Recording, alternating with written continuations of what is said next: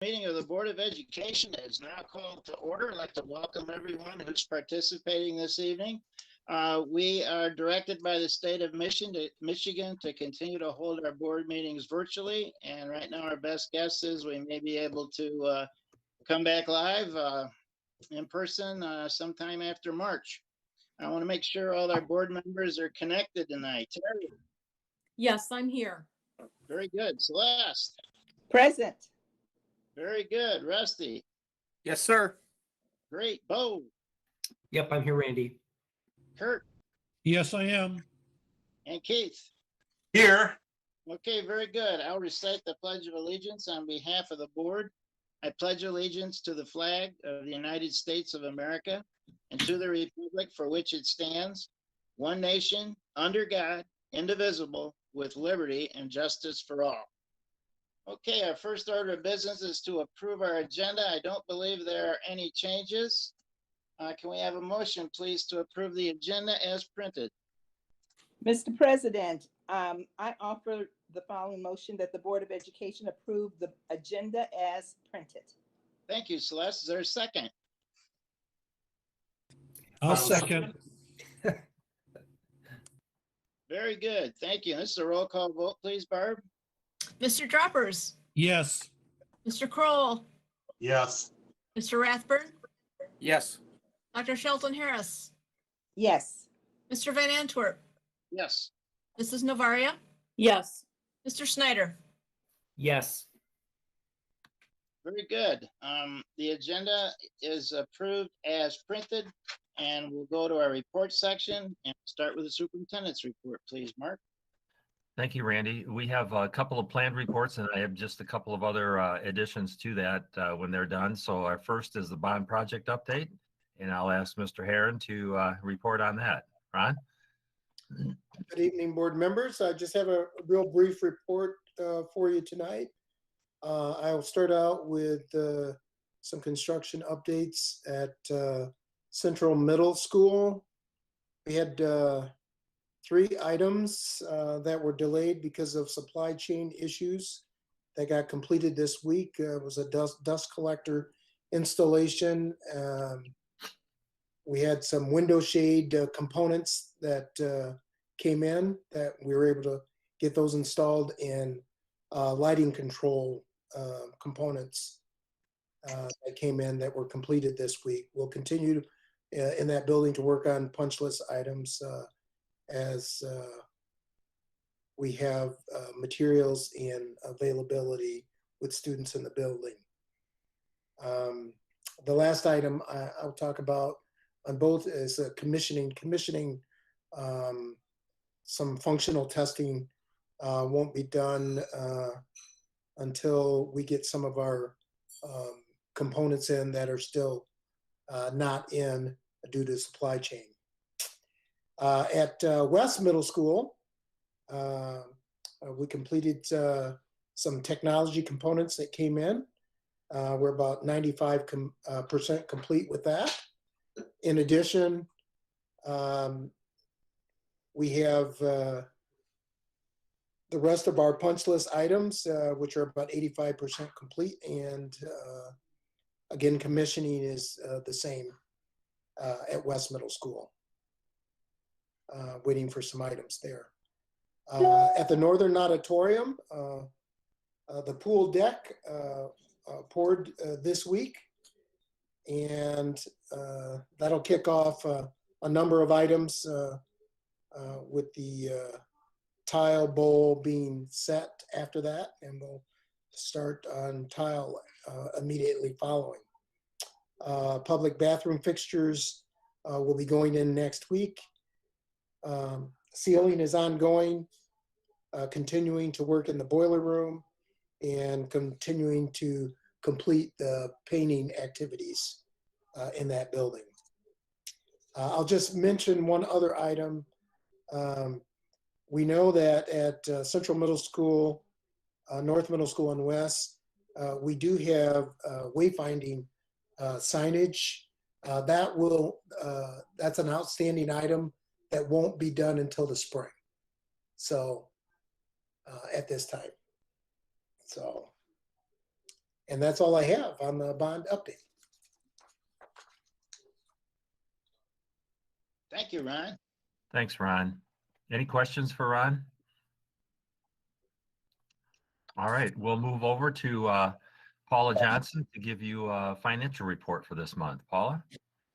Good evening, Board of Ed and Superintendent Buing. Included in your packet for this meeting was our financial report through the month of January 31st, 2021, comparing us to expenditures back to January 1st of 2020.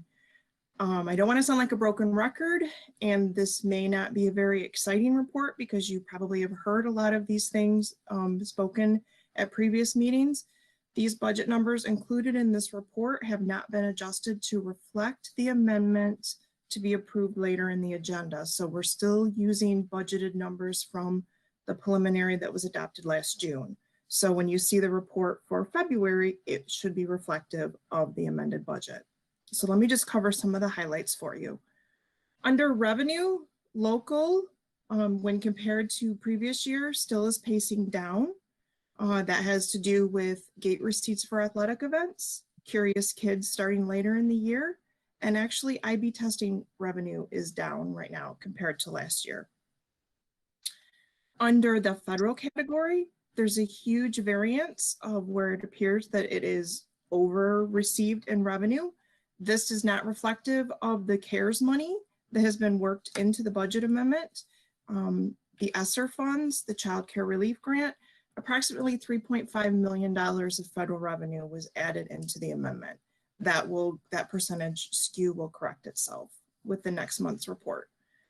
And local payments from other districts, it's coming in a little bit less than last year. And that has to do with the fact that our special ed budget going in at preliminary time was less than the previous year. So we're going to receive less from KRESA, and also our enhancement millage. We had quite a few chargebacks of revenue that had to go back to KRESA, probably $50,000, $60,000 worth of revenue that happens with property tax reversals when people go in front of the tax tribunal to get their property tax values lowered. So there was an adjustment there for the enhancement millage. So that pretty much covers the revenue side of the report. Under expenditures for basic programs, the percentage appears to be coming in higher than last year, but I'd like to note that the overall spend number is less than last year because this budget reflected the reduction in teaching staff when we adopted the preliminary budget. So there was no concern really to me to look at that number. Looking at added needs, there's a slight change there, has to do with some changes that are happening in the at-risk and the title grants. Under supporting services for instructional staff, I just want to point out that that spend is higher than last year. It has to do with curriculum related work that we've done with coronavirus relief funds. It has to do with cameras that we purchased for classrooms for online teaching. And it also has to do with ESSER, as we're using some of the ESSER funds, those are coded in this particular category, all federal money again. Under operations and maintenance, there's a huge percentage change looking at last year compared to this year. And that has to do with all the PPE supplies that the district is purchasing. They're coded, the function code is coded for operations and maintenance. This has to do with all of the air purifiers that were purchased and additional custodial related costs that we're incurring that we are charging off to coronavirus relief for additional cleaning due to COVID. The transportation line item category, which is a 271, is coming in less than last year, and it's the same reason that I've given you at each board meeting. We are down some in salary related costs. Our bus fleet insurance came in lower than anticipated, and our fuel and repair costs still remain low. Under other support services, Those athletic costs, the directors are still continuing to spend less than what we had spent last year, especially under contracted and salaried coaches. Entry fee costs are down and official costs are down because we're not holding as many games as what we've done in the past. Community services line, that is a substantial drop when compared to last year. And that has to do with the fact that we're not offering any community enrichment at this time. So that's why it's showing so low in cost compared to last year. We're not doing those contracted services. Childcare services are still coming in less than what they did last year, but keep in mind, we didn't start up the Curious Kids program until late August, early September. So that's pacing less. And finally, on the financial report, the other financing uses capital outlay line looks extremely overspent, but it is not, because we had planned to spend money in coronavirus relief for the VDI server, and that will be corrected at time of amendment when those budget numbers are reflected. I'd also like to give the board a quick update in regards to Governor Whitmer's executive budget that she released on February 11th, just to give you a high-level view. In her budget, she has suggested a 2x formula increase. So in her budget recommendation, Portage would receive $164 increase per pupil. She's also, in her executive budget, reverted back to the 90-10 blend. That's 90% from the fall count and 10% from the previous spring count to blend to a number. But she's also put in a one-time allocation of $200 million for districts that are experiencing declining enrollment. I would not know yet how that number would pan out in as far as dollars that Portage would receive. She has also allocated $250 million for student recovery services and $120 million to help with summer learning for any learning loss that's occurred for students. She's also requesting a reduction overall of $30 million for cyber schools. So she doesn't want to fund cyber schools at the full per pupil allowance. And one other thing that MSBO stressed in regards to the executive budget was MIPSers will release their rates at the end of February as far as what the district's obligation is for retirement costs starting October 1. And rumor has it that based on whatever that rate is going to do, we believe it's going to increase because it's a 5-year smoothing blend, that a lot of the proposed increase on the per pupil side could be used up with whatever's going to happen on the retirement increase side. But keep in mind, this is just the start of the budget process. House and Senate still have to release their budgets, and then it usually goes through conference committee. So just because this is what the governor has suggested, this may not be what the final package looks like. But I will continue to update the board as I learn more. Any questions?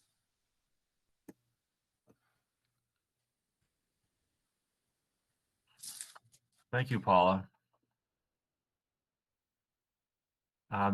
Just a couple of other quick updates. Number one, you probably know by now that Central Elementary School, we had to go into all remote learning there. We've had at least 13 cases of COVID that have been identified, combined with students and staff, that affected over 100 students that would have had to go into quarantine. So in cooperation with the health department, we made the decision to close that facility down. And as we do contact tracing, really honed in on that we'll be reopening on March the 8th. So we're down for a couple of weeks there while we follow the protocols for keeping that building closed. So it's a shame, we're this close to getting all of our staff members, at least with the first, getting close to the second round of vaccines, and there's light at the end of the tunnel here, but unfortunately things like this happen. So we're on shutdown there at Central L. And then the other thing that is plaguing us is some technology issues with connectivity. And I've asked Dan if he could take a moment and just update you on where we are with that in case you get any questions at your end. Dan? Yeah, we're still seeing issues at Central Middle School and North Middle School. The problem has spread to the administration building. We walked out of here on Friday feeling like we've made some good progress on the issue. It was disappointing, to say the least, to wake up this morning and start seeing the tickets come in as schools opened this morning. We know where the problem is. We've been able to demonstrate it to one of our vendor partners, and we're still trying to figure out what the fix is going to be. I do have outside consultants working with us on the problem, and we are also looking at potentially getting in some emergency equipment to bypass the affected equipment to keep us up and running as we try to solve this problem. But unless there are any questions, that's kind of where we are right now. Thanks, Dan. I know it's been very frustrating to you and your staff and trying to get that resolved. I know teachers are and students are also very frustrated with that. And, we're working as hard as we can trying to get that resolved. So thank you for your work. I know a lot of your folks have spent some long hours into the morning trying to get that resolved. So we'll keep our fingers crossed. Thank you. That's it on the updates, Randy. Thanks, Mark. As most everyone remembers, the district began work on a master facilities plan for our older elementary buildings back in the fall of 2019. Those efforts were halted last April due to the pandemic. But at that time, we promised the community we would come back and revisit the issue. So that is the purpose of the next agenda item, elementary facilities planning. And with that, I'll turn it over to Mark. Thank you. Thanks, Randy. And I'll be quick here and introduce you or reintroduce you back to Gary Gashinsky from Perspectives. Gary will go over the process or the goals for this evening. So Gary, I'm going to turn that over to you. But before I do, I'll just mention that there are a number of other people that have been invited into the call from our partners at OAK and C2AE and Stantec. They're there for the presentation and to answer any questions that might come up later on. So with that, I'll introduce you to Gary Gashinsky. Gary? Good evening, trustees. It's a pleasure to be with you once again. For those of you who remember, almost a year ago to the day, February 17th last year, we had a meeting to discuss the elementary facilities. And so here we are a year later and things have changed. We have three goals for tonight's conversation. The first goal is going to be we're going to review the past work that's been done to address elementary facility needs and have a quick check-in to make sure that we're comfortable with the things that we know, that we knew last year and that we know now in terms of planning for our facilities moving forward. The second part of our conversation tonight will be to look at some options for how we might address elementary facility needs moving forward. And the third part will be to look at what information we may need or questions we may need to have answered in order to make the best choices going forward. Having said that, we have a presentation for you. It's going to be co-presented by Superintendent Beelang on behalf of the district and Robert McGraw from C2AE. And it'll be presenting some options, and I'll be bringing in some information related to the community survey we conducted last year. Trustees, we're going to talk for about 10 or 15 minutes, then I'll come back and rejoin you for some questions that you may have about the material that's being presented, but I'll turn it back over to Superintendent Beelang to kick us off from where we started a year ago and where we are now. Thanks, Gary. We could advance the slides to the first one there. So this question still remains with us, is why do we need to update our elementary schools? I want to begin by just saying that, this community, Portage community, has been supportive throughout history, whether it's with operating millages or through debt levies to support school facilities. This community has been there for its children. Back in the 60s, and I know even before then, but what we're dealing with right now originated in the 60s when the 5 facilities that we're addressing right now were built. Voters supported our children. And more recently, Central High School, Northern High School, Lake Center, 12th Street, our athletic facilities, and a few other buildings were also addressed. So the schools of the 60s met the needs of the students and staff at that time, but a lot has changed in those 60 years. During this past year, as we deal with the realities of educating students in a world of COVID, it's become even more evident that we'll need buildings that keep everyone safe and allow our youngest learners and their teachers to do their best work. What we've seen is access to technology is critically important. So too are improved HVAC systems, ventilation, air filtration. They've all taken on an added significance. The larger, more flexible collaborative spaces that have become more critical to us as well, not only for instruction, but as we've learned this year for social distancing. When that becomes necessary, we have additional space for our students and staff. So spaces like this have been incorporated not only into our middle schools, but as we created our educational specifications for our elementary buildings, those have been incorporated in there as well. As you know, several of our elementary schools are overcrowded. We've got new subdivisions that are being planned for, and yet others that are being expanded. And as we've talked before, we need to build some capacity for these expansions.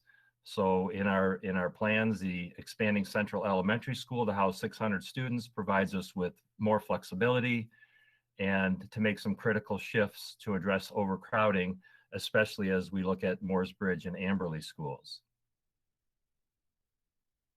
The board and administration, we're going through a unique time in Portage history in that our schools and facilities are in need of attention. Over the past 10 or 15 years or so, much has been accomplished, and we find ourselves in the home stretch of addressing our remaining facility needs. So let's take a few minutes to remind everyone how we got here and what we've been doing leading up to today. So how did we get here? Back in the 2012-2013 school year, each facility, except for those that were the newest to the district, were evaluated and facilities assessment was conducted. That provided us with a roadmap for addressing the remaining facilities. And then in 2014, with help from Bill DeYoung, we created a steering committee of 50 community and staff members. We involved over 1,000 people who informed that committee through a couple of community dialogues. And then we had in-person surveys during those dialogues, as well as some online surveys for those who couldn't attend the dialogues. There were 9 recommendations that came out of that study, of that work, about our facilities that were to be addressed over time. And the first of those were included in that first phase that addressed our middle schools, our pools, and our stadiums. So then we move forward into the November of 2015, when voters approved a $144 million bond that enabled us to construct 2 middle schools, renovate West Middle School, replace 3 aging pools with 2 state-of-the-art facilities. We built 2 new stadiums at each of our high schools, and then also purchased technology and school buses. And then we move forward to 2019, where we updated the plan. Again, we put together a steering committee, this one because we knew we were going to be focusing on elementary schools. That was the focus of the work of that committee. We held, again, 2 community dialogues. We conducted surveys, and then we refined and revised the recommendations that were presented last time. So from that point forward, what did we do? We developed elementary educational specifications that really drove our design process. We involved elementary staff in our community, and it was a process that we used that was very similar to what we did when we developed ed specs for our middle schools. We also conducted an elementary feasibility study. That was one of the recommendations that came out of the master plan. We evaluated each of our elementary sites, the 5 sites at Amberley, Angling, Central, Haverhill, and Woodland. We also took a look at the PCEC site, the West Campus location, and the property that the district owns on South Westnedge. We really tried to build some understanding of what each site would allow us to do at those particular sites. Through that process, we heard community input. We held community dialogues as the plan was updated. We had some informational sessions, in particular for the folks who live in that area that's being proposed on South Westnedge. And then Perspectives conducted a survey in March of 2020, as you recall, just before we went into shutdown, or while we were going the shutdown is actually when that survey took place. So then the board began considering an election. Originally, we were targeting the August of 2020 to do that. And as we all know, March 13th hit us. That was when the onset of COVID. So we closed our school buildings on March 13th and went to a remote environment. The school board put the process on hold, but committed to revisiting the work completed at a later date. As Randy mentioned, that date is coming upon us now. During the next several months, as we did last year, we continued to work with our team of C2AE, Stantec. We digested the survey results, as well as taking a look at the numbers from last year, because things have changed. So while we were doing that, we have some additional options for the board to consider this evening that we'll be presenting in just a little bit. But I wanted to, before I turn this over to Bob McGraw, just wanted to mention that we did create some guiding principles to guide our work. There were 8 principles. I'll show them all here, but the first 4 are really the ones that are really the most pertinent to this particular project, or at least carry the most weight in our minds, or at least right now. And these are the principles that we continue to turn to as we make decisions and look at our options. So the first one, creating 21st century learning centers. As I mentioned, teaching and learning has changed since the 1960s, and so too have the facilities where that happens. And we believe it's a very important one for us. The second guiding principle, we wanted to continue to maintain a decentralized approach to where the elementary schools are located, trying to keep them in our neighborhoods rather than in just one location or places that just don't make sense. Disruption is a big issue. We're very conscious of the disruption construction causes, depending whether it's a new building or renovation. Those are disruptive cases, and we think about that very closely. And then at the elementary schools that we're focusing on, they're, like I said earlier, they're 50 to 60 years old. We want the next generation of facilities to serve our students for the next 50 to 60 years. We're looking for long-term solutions. And then the remaining principles are there. Our facilities master plan and the recommendations that were made through the building of the future. We want to obviously keep safe and secure campuses, and we want to respect community support by building high quality schools that are built on time and on budget. So those are the guiding principles, and I'll turn it over to Bob to set up for a review of where we've been. So Bob McGraw from C2AE is up next. Bob? Evening, everybody. Good to be with you all again, or I guess to be virtually with you. If we could jump to the next slide, I'll quickly refresh everyone. If you remember, we developed 5 different scenarios, a number of options for most of those scenarios. And through a process that was facilitated by Gary, you narrowed that down to really 4 that you felt were most viable. So scenario 1, if you remember, was remodeling or reconfiguring each of the 5 oldest elementary schools. Scenario 2 was replacing those 5 oldest schools with new schools and then remodeling Woodbridge. Scenario and a variation of that, or the question of what size to make Central Elementary, leave it at approximately 450 students or expand it to 600 students. Scenario 4, which would replace 5 schools with 5 new schools, but 2 of those schools would be a capacity of 300 students, and then the others would be at 600 students. And then scenario 5 would be replacing 5 schools with 4 new schools, all at 600 students. And after further conversation, you narrowed it down to scenario 2B2. If we go to the next slide, we can review that in a little more detail. So in that scenario, we would be building 5 new elementary schools to replace Amberley, Angling, Central, Haverhill, and Woodland. We would be doing remodeling at Mooresbridge. We would expand the capacity at Central from 450 to approximately 600 students, which gives the district additional capacity to help with overcrowding issues at some of your buildings.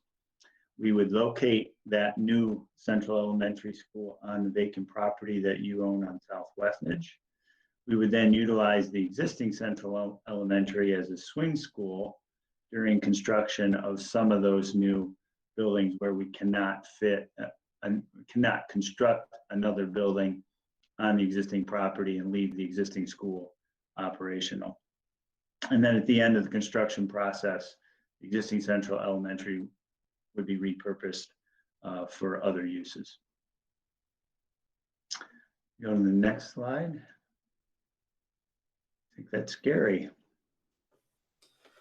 I'll briefly do a recap of the community survey we conducted last year. It was conducted in March, and as Superintendent Belang indicated, the first week of it was before March 13th. The second week of it was the week of March 13th. So that was the 2-week window that we gave people to respond. The online survey received 1,350 respondents. That's a margin of error of about 2.7% plus or minus.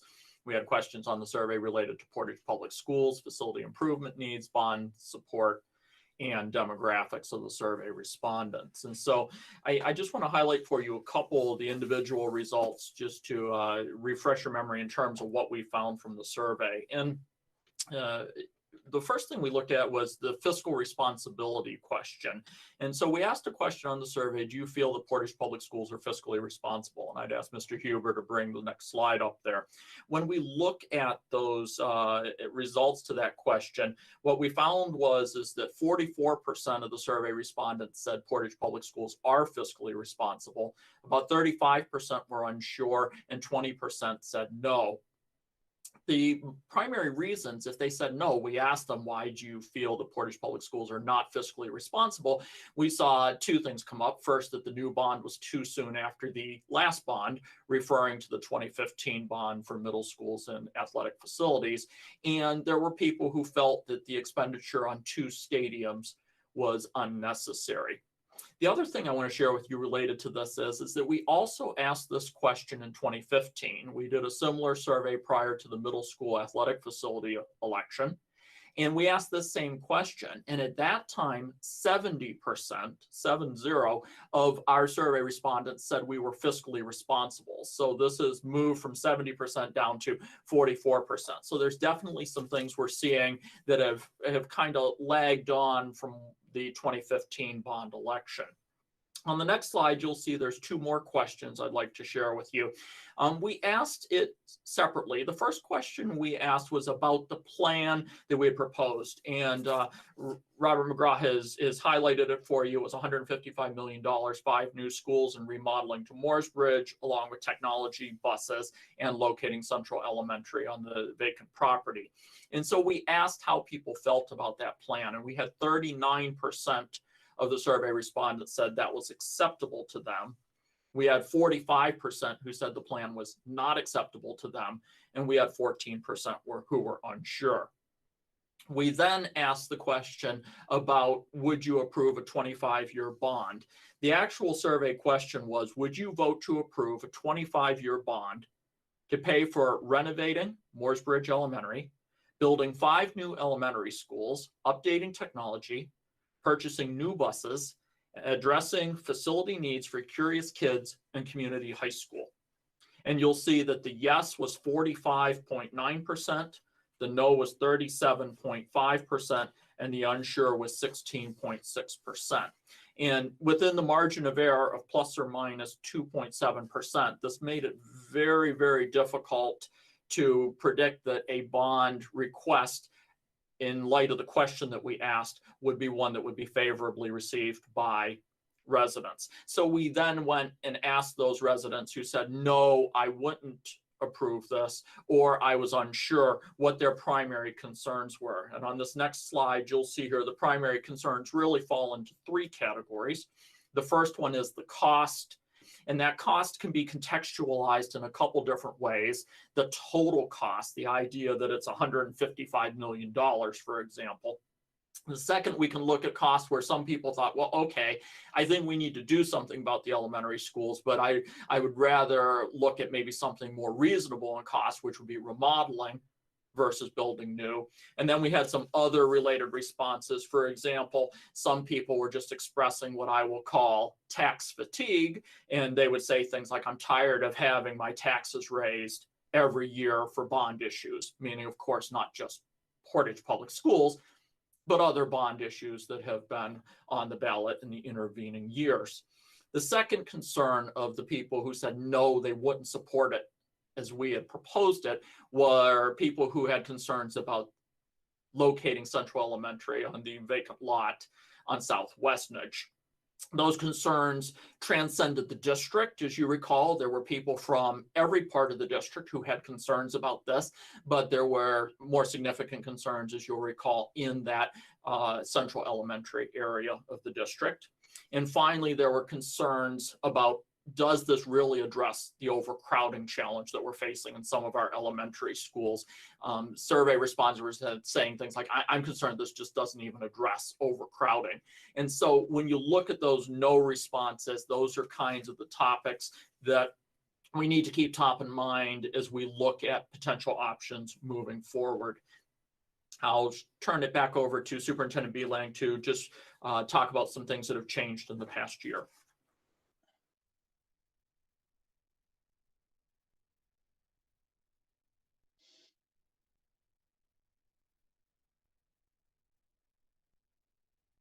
Mr. Beelang, you're muted. Sorry, thank you. 2 things I want to touch on, construction costs being the first one. If you remember last year when we ran the numbers and for the survey, that was based on an August 2020 election. And as you'll see in just a moment, when we present some additional options, those numbers, costs have increased during the last year. So we have some escalating costs that have to be built into the schedule. So construction costs continue to increase. Excuse me, Mark, I just want to clarify that. That was based on a May 2020 election. I'm sorry about that. Not August. Okay, so yeah, thanks, Bob. Secondly, we have an opportunity this August. Our sound financial situation allows us to generate nearly $100 million without increasing the current debt levy of 6.85 mils. So that's a real favorable position to be in. After this year, the millage rate is projected to go down to from 6.85 to 5.39, a reduction of approximately 1.46 mils. So maintaining the current rate provides us with an opportunity that really won't be available to us after the August election. So we're at a real critical point in time where that we won't be in after August that you need to consider. So those are the 2 big factors that play into what's changed this past year and leads us to the next level of discussion. So go ahead, next slide. So trustees, at this point, I would just ask for your feedback on what you've heard so far. And my question is simply this. do you feel that there is anything that you see that is missing or that we need to change either with the needs that we've identified for the schools or the guiding principles that we're using? Do you think we can move forward with those as we had them last year, or would you see any needs or concerns that you would want to add to them to make sure that we're addressing them moving forward?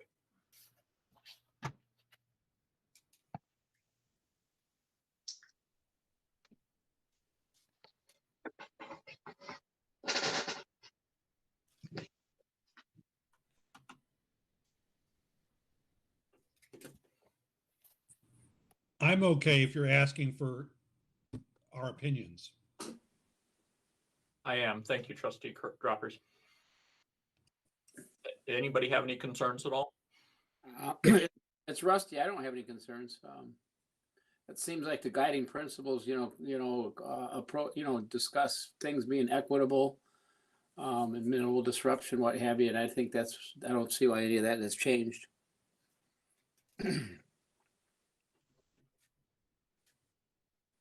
Gary, this is Randy. I'm good to go.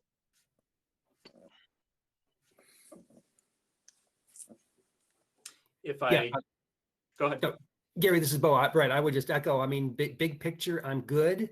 But I have a sense that we're going to have a more interesting discussion here, either tonight or a future board meeting. Because, I mean, based on what has been presented, we've got some interesting opportunities here. But I'm good. I'm good as you've teed the question up.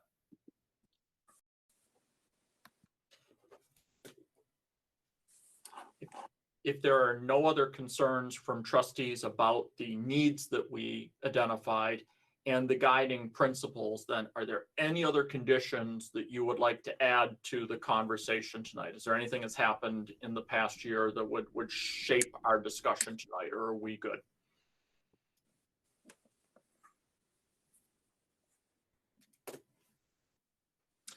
Not seeing any of you jumping to that question, I will leave it where it is. I just wanted to reaffirm that we were comfortable with where we stood with the conversation last year and picking that up unchanged, and if there was anything that changed things for this year.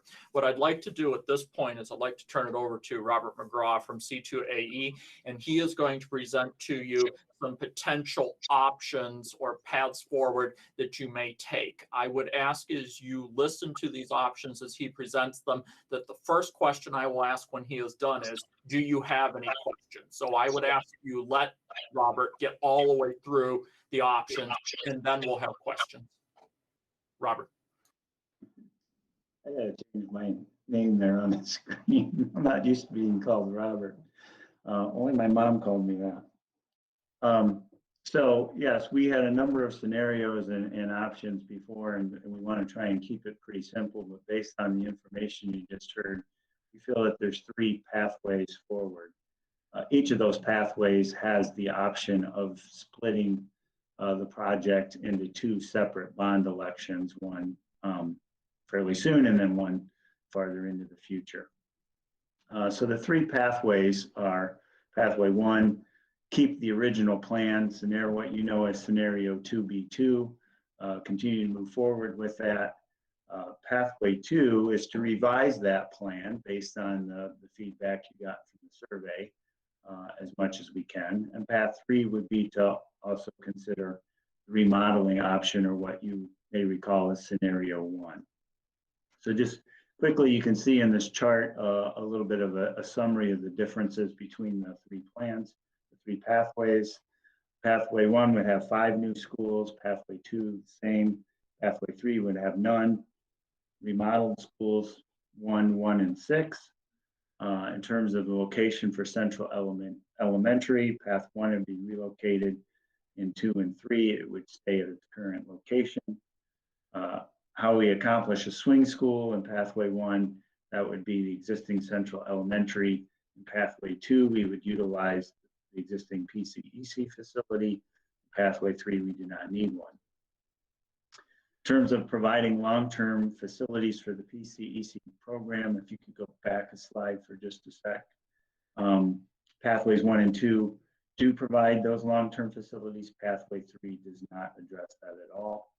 And achieving the guiding principles, We believe that pathways 1 and 2 do that very well. Pathways 3, yes, but maybe not to the same degree. Okay, moving forward, we'll get into a little bit more specifics. I'm sorry, first of all, just to touch on the 2 bond election option for each pathway. We're calling those 1A, 2A, and 3A. The cost estimates for those paths assume an August of 2021 election and an August of 2025 election. They could certainly be done at different times, but that's the assumption we've made at this point. Go back again to the next slide. Okay. Sorry. Yeah, there we go. We stay on that for a second. So there's some additional pros and additional cons, which I'll share with you now for the 2 bond election option that apply to all of them. So we just want to share them one time rather than repeating them. So the additional pros is that they respond to the survey concern about cost by breaking into 2 separate elections. There's some additional risk with schedule and cost unknown because of the duration of the schedules if we were to keep them as one single bond election. So by splitting it in 2, we can make the accuracy of the schedule and the cost for that second election a little bit more predictable and reduce that risk. In terms of the cons, because we split them into 2 separate elections, it does increase the overall cost. We combine them together. And in the remodeling scenario, it would extend the schedule a little bit further. Okay, jumping into each of the pathways. So the original plan, pathway 1, 5 new schools, remodeling 1. Again, Central would be located on the vacant property on South Westnedge. We would expand Central from approximately 450 to 600 student capacity.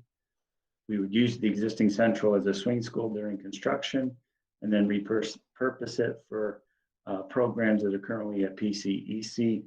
Afterwards, the sequence of construction would be Central, Haverhill, Amberley, Angling, Mooresbridge, Woodland, then remodeling the existing Central L for PCEC programs, and then demoing the existing PCEC.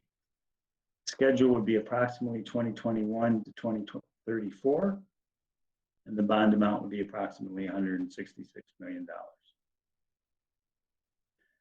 We went back and looked at the vacant site based on some feedback from the neighbors concerned about development on that wooded property and wanting to leave it as natural as possible, as well as some concerns about storm drainage on their properties. This existing parcel kind of starts at Westnedge, and as you move from east to west, it goes slightly uphill towards the middle of the site, and then it starts sloping downwards towards the southwest corner of the site. So there's some neighbors down in that corner that have concerns about potential stormwater runoff affecting their properties. So as a result of both of those current concerns, we took a look at the site plan again, looking at how we can minimize the impact on the site and leave as much of the existing land undeveloped. In terms of the pros and the cons, we believe again it achieves guiding principles and helps reduce overcrowding by expanding Central L. However, it doesn't respond to the concern about cost, doesn't respond to concerns about the Central L location on the vacant property. Some schools will have to relocate to a swing school during construction. And again, we have some increased risk potential with cost and schedule the farther out in time we get with a single bond election. Next slide.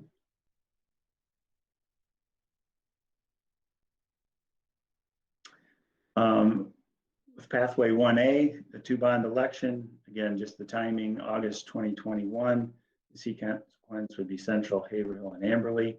That's about a $92 million bond. And in 2025, the sequence would be Angling, Mooresbridge, Woodland, existing Central remodel, demo PCEC, and that's approximately a $74 million bond. The combined schedule would remain unchanged in total. Next slide. So pathway 2 now, this would be basically the same plan, but with some revisions to better respond to the survey and some of the feedback we received there. So Central would stay at its existing location, and PCEC would become the swing school.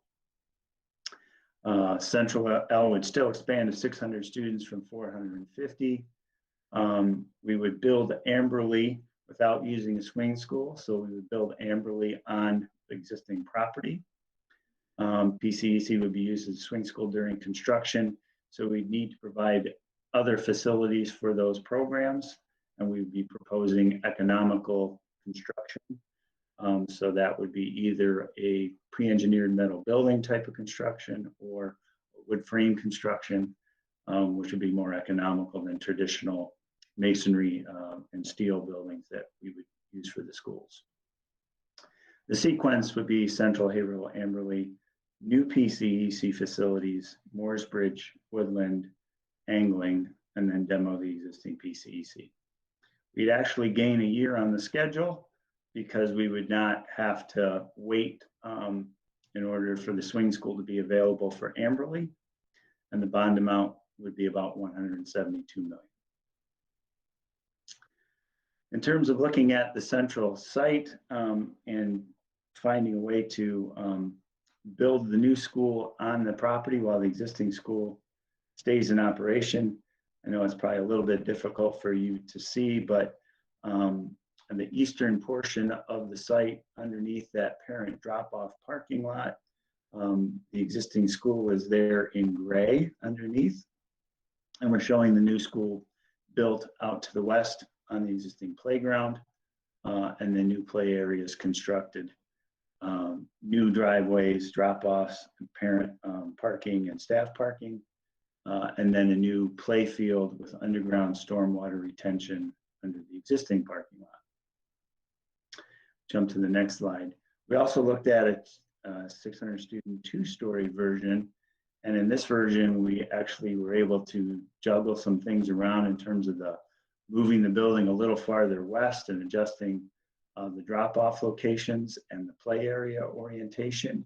And by doing so, we believe we can actually get one of the new play areas adjacent to the existing school and use it as a temporary play area during construction. And there's no reason really with the same adjustments that we couldn't do that in the single-story solution as well. Next slide. And then looking at Amberley. So again, we've got all the components located on the site. In this case, we'd be building the new school slightly north and east of the existing school and playgrounds. And then afterwards, we would tear down the existing building and build the other site amenities. You can see those red circles there. If you remember, we've got city wells located on the property, and they're requiring that we maintain a 200-foot radius without development around those wells. Our water engineers believe that maybe the city is being a little stringent in their interpretation of the regulations, and then there might be room to negotiate development, or at least some level of development within those zones. But for now, we're operating on the assumption that we need to keep all development outside of those two circles. So again, all the development is within that area. You can see there is still some impact on the woods at the north end of the property. And then this is a concept for a 600 student 2 2-story option, which would have less impact on those woods to the north. Next slide. So the pros and cons, again, achieves the guiding principles. It responds to concerns about location of Central Elementary. Amberley would not have to relocate into the swing school during construction. It would help reduce overcrowding by expanding Central L, and the schedule would be reduced slightly overall. It does not respond to the overall concern about cost. It would actually increase the total cost slightly, and there would be some impact to the woods at Amberley. Next slide. In the 2-bond election option, Bond 1 sequence would be Central, Haverhill, and Amberley, the approximately $89 million bond. Bond 2, the sequence would be new PCEC, Morrisbridge, Woodland, Angling, and then demo the existing PCEC. The bond amount would be approximately $86 million. The combined schedule would be same as the original schedule, 2021 to 2034. The original schedule being the original plan. Next slide. Pathway 3 is the remodeling plan.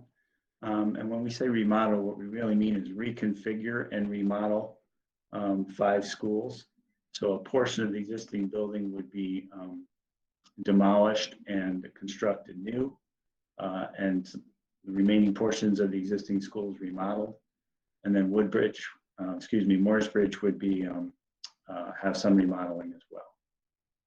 The overall student capacity would not change in this scenario, at least in our cost estimates. You certainly could consider expanding any one of the schools as you wish, and then we could adjust the cost accordingly. The sequence would be Amberley, Amberley, Haverhill, Angling, Woodland, Central, Morrisbridge. We just took them in order of their age. You would certainly have the flexibility to do any sequence that you preferred. And that'd be approximately $133 million bond. The pros, again, it responds to concern about cost because it is a lower cost than the other 2 pathways. It does respond to concern about central allocation. The overall schedule is shorter than the other 2 pathways. None of the schools would have to relocate during construction. However, it doesn't achieve, in our view, the guiding principles or the educational specifications for 21st century learning centers, minimizing disruption and long-term solutions. It doesn't reduce overcrowding, and it doesn't address the facilities for PCEC programs in the future long-term.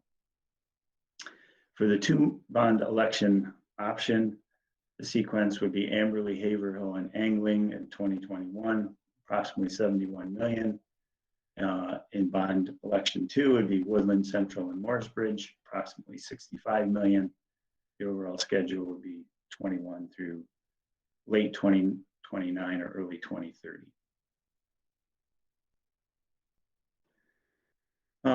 Just a little bit of background and comparison new buildings versus reconfiguring and remodeling existing buildings. As Mark pointed out in the beginning, your buildings are 60 plus years old. So they're at that point in time where they either need to be reconfigured and remodeled or they should be replaced. The expected life of a new school building is 50 plus years. So you're already at that point. The expected life, if we reconfigure and remodel it, is probably 30 plus years. So a much longer term solution by building new versus reconfiguring. And mainly that's because you have a 1960s era buildings. It's very difficult to achieve those 21st century learning centers that you've outlined in your principles and your ed specs. For instance, typically school buildings of that era have smaller classroom size rooms. They lack the adjacencies. You've had some additions to them over time, so certain things are located not necessarily in ideal locations that we need to just kind of live with because it's too expensive to move them. They have lower ceiling heights to begin with, which might become even lower as we add in new mechanical systems and a number of other things as well. New buildings will be more energy efficient. And a general rule of thumb, which was developed by the Association for Learning Environments, formerly known as CEFP, is that if you have a remodeling construction cost for a school that exceeds 70% of the cost of building a new school, they would recommend that you build a new school because of that longer term benefit. So in summary, again, there's 3 paths, again, with the option of in each path to split it into 2 bond elections. Pathway 1 5 new schools, 1 remodeled school. Central would be relocated. Central L existing would become the swing school. It would address programs at PCEC long-term. It would achieve the guiding principles. The schedule would run out to about 2034, and it's about 166 million for a single election. Pathway 2, 5 new schools, 1 remodeled school. Central would stay where it is. PCEC would be the swing school. Does address long-term needs for PCEC programs. Does achieve the guiding principles. The schedule would actually be a year shorter, run out to 2033, approximately $172 million single bond election. Pathway 3, no new schools, 6 would be remodeled. Central would stay where it is. There's no swing school needed. Does not address programs at PCEC long-term. It somewhat achieves the guiding principles, but not all of them. The schedule would be shorter, 2027, 2028, and the cost would be about 133 million. I think that's my last slide, Gary. Wonderful, Bob. Trustees, I know that Bob has presented an awful lot of information across these options here. I would now ask if you have questions about the options. I'm not asking you to debate the merits of the options. I'm not asking you what you would consider or not consider. I'm just saying, do you have any questions about the options for either Bob or the team members who are on the call?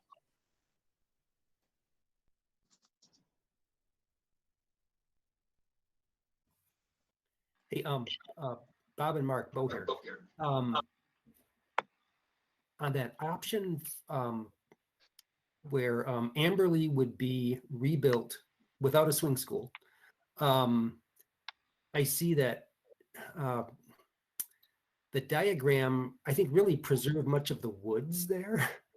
But that was done with a 2-story building, and I'm just wondering, because I'm not really familiar with that campus, but is it true that most of the woods would be retained, and then what's kind of the pros and cons of a 1-story building versus a 2-story building, and kind of the play between destroying woods and having 1 versus 2 stories? And, you know, Mark, what is optimal, 1-story or 2-story, or are they both pretty close?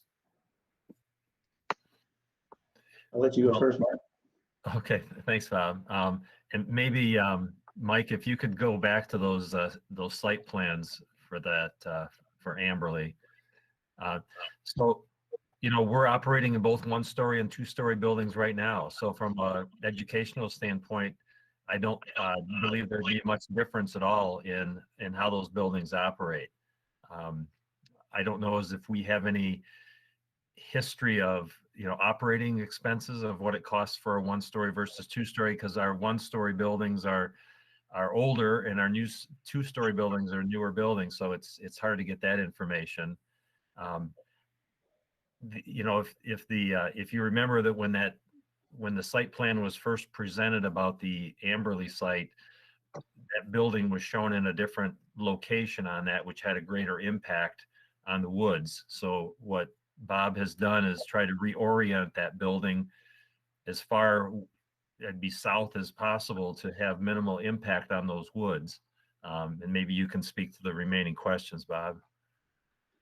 I think you've covered it pretty well. As you can see, as Mike has toggled back between the 2 concepts, you know, certainly the 2-story solution eliminates that wing that goes to the northeast, you know, so it's going to have less impact on the woods. You know, we worked very hard to minimize that impact. There really isn't anything more we can do unless, you know, we can work with the city and you know, they allow us to develop within those wellhead protection zones. And, you know, then we could potentially look at moving the building to the southeast, which would help us tremendously.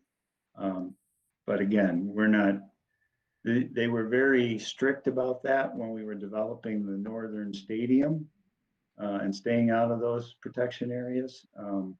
So we don't want to count on that at this point. You can see there is still a significant amount of the woods that will be retained and a significant buffer to the residents on the north side of the property as well as the, particularly on the east side of the property, but also on the north side of the property.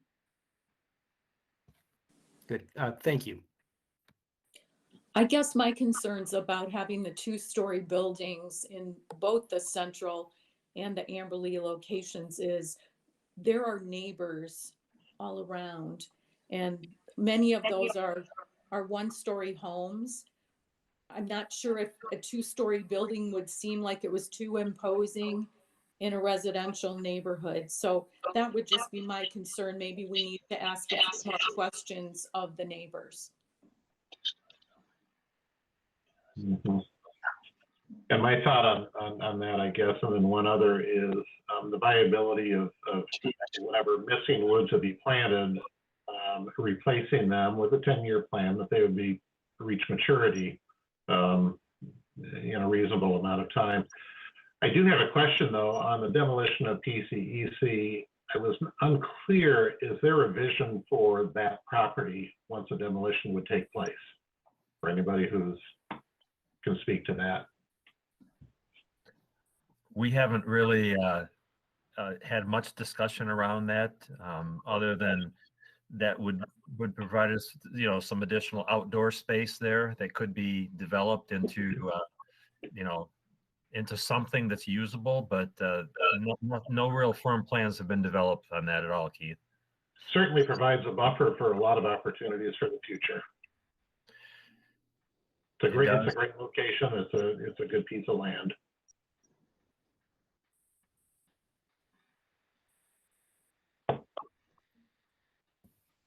Hey, and Mark, this is Bo again. I wasn't clear on what happens with PCEC. Where does that program go, or is that a to be determined piece at this point? It's really a to be determined piece of the discussion. I mean, especially if you go the two bond route with two separate elections, it really buys us time, another 5 years, to really see what happens to the programs that are currently housed in PCEC. Our Serious Kids programming and our alternative high school. So, I don't know where those programs will be 5 years, 10 years down the road. So it does buy us some time in really taking a closer look at those programs and what they might look like in the future. Thank you. Bob, could you speak to the schedule? We're talking about having buildings completed in 2033 and 2034. And obviously, I don't know anything about this, but it just seems like a long time to do 5 buildings. Yeah, I think that's a good question, and I think that might be better answered by Tom from OAK. Actually, Bob, this is Bill. I think I can speak to that. Okay. Part of the reason is because some of these schools, in order to build them, you have to tear the building down, like in England. So you can't use the building while you're building it. So you have to have a swing school. And then you do that for Woodland again. So you have to have that swing school vacant for the next school. So that extends the schedule out longer. As you're cycling through each of those schools. Yeah, so you get them in a swing school, you build the school, they move into the new school, another school moves into the swing school. So you've got some additional time for the moving. And then because of the moving, you have to sequence the schools so that that allows for that time frame. Okay, thanks.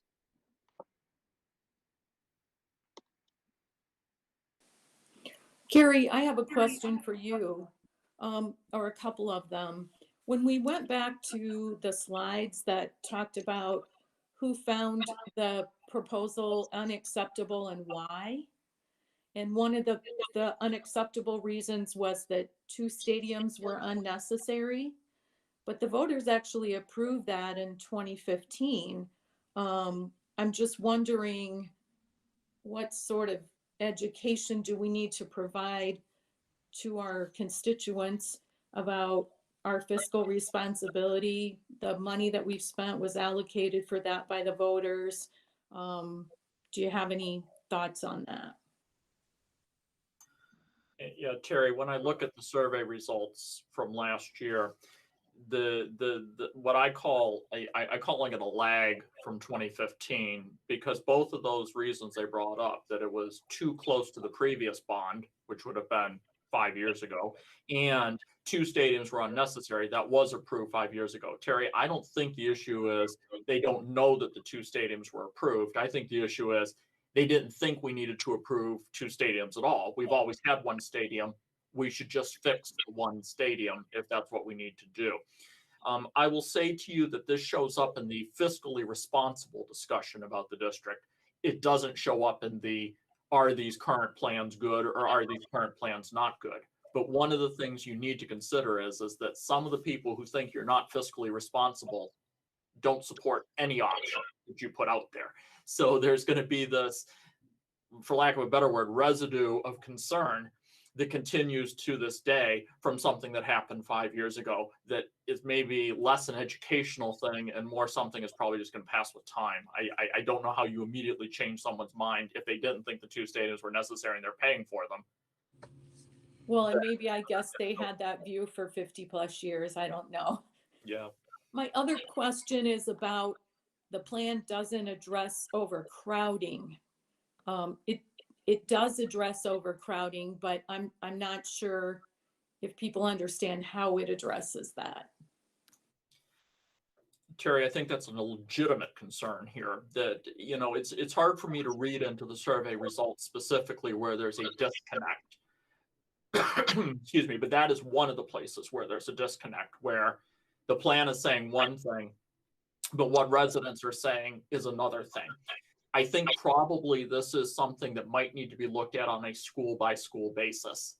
Parents know what schools are overcrowded. They know if their child's in one of the overcrowded schools, and to make sure that those parents realize that that's being addressed as part of the plan, I think is important. And then in the larger community, that we're thinking far enough ahead to build some extra capacity into our elementary schools for the growth that we know is coming, and to be able to be responsible in terms of what we're doing. So there may be a way to work on that educationally. And then my last question is, how can we educate the public about the cost long-term of doing the remodeling option? That it doesn't make sense, because in the end, it'll cost a whole lot more and drag this project out for decades to come when we have to rebuild in another 10 or 20 years versus doing it now. Can we educate or try to show people that? There's no question that you can improve understanding in the community of the potential drawbacks of a remodel versus a build new, and on the flip side, the potential pros of them as well. But as far as what we look at when we do the survey, the previous survey, we had 1 page in the survey, it was online, that described a lot of these different things in detail. Can I attest to you that everyone who took the survey read every word of all that information? Maybe, maybe not. But I can say to you that you know from past experience that the parent groups and others who have gone to work to help increase understanding have been able to move mountains in terms of what the community knows about these things. And I wouldn't put it past them to increase the understanding to where it needs to get to. Are there other questions about the options that we're looking at? 1 and 1A, 2 and 2A, and 3 and 3A. Are there other questions from trustees? I just have one question on the remodel path 3 as it relates to that 70% standard that Bob mentioned. So the remodeling option path 3 exceeds 70% compared to path 1 and path 2. Is that correct? That's correct. So based on that standard, that option, the remodel option, wouldn't be recommended. That's correct. It would be a recommendation. Again, it's a standard, it's a guideline. You know, I've worked with districts that have adhered to that and said, let's build new. And I've worked with districts that have said, you know, that's nice, but that's not what's best for our community, and we've remodeled. Thank you.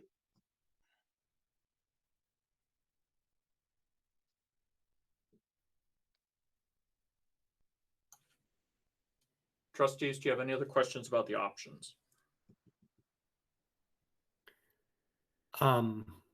Gary Bow here. You know, I'm a slow thinker. So I guess this isn't a question, it's just a statement. If the conversation is going to go much further tonight, my brain is going to have a review of the options. But I know we've got 3 columns. Let me just see if my understanding is correct here. We've got 3 columns. One is a remodel option. One is the option we had a year ago. And okay, here we go.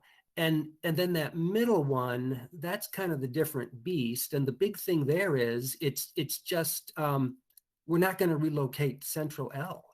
I mean, if I boil that down, is that an understanding of those 3 columns? Bo, I would add, it changes the whole swing, Yeah. What you use as a swing school, which has an impact on primarily Amberley, is eliminated. Yeah. Yep. I gotcha. And so, okay, then I'm with you on the 3 columns, but then this is like a grid, and now we're going to cut each of those options into 2 options. And one option is you do it with a bond now. And the other option is you cut that bond in half and do roughly half now and roughly half in 5 years. I mean, is that at a high level, do I basically have it? Yeah, yes, I believe so. Okay. I needed to go back and do that just to make sure. And now I have one more question, but Gary, this one is for you. I'm sorry. So, and you may not have a crystal ball on this, but so here's what, and with this slide remaining up here, I'm looking at column 1 and column 2, and at the bottom, there's a $6 million difference in the cost. But when community members say cost, are they talking about cost, or are they talking about their millage?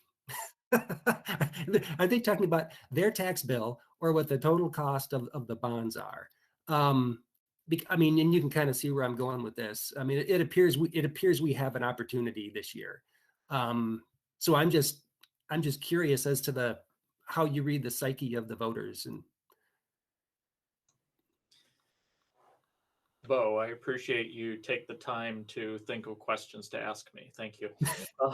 As far as the voters, yes, experience would tell me, and having done these surveys for 30 years now, that the total price tag is far less important than the amount it's going to be out of their pocketbook when it comes time to pay their property taxes. So in the survey last time, we actually had a table that said, here's your taxable value, here's your market value, and here's what you would end up paying per year if this passes. And we had it for different levels of housing, taxable value and market value.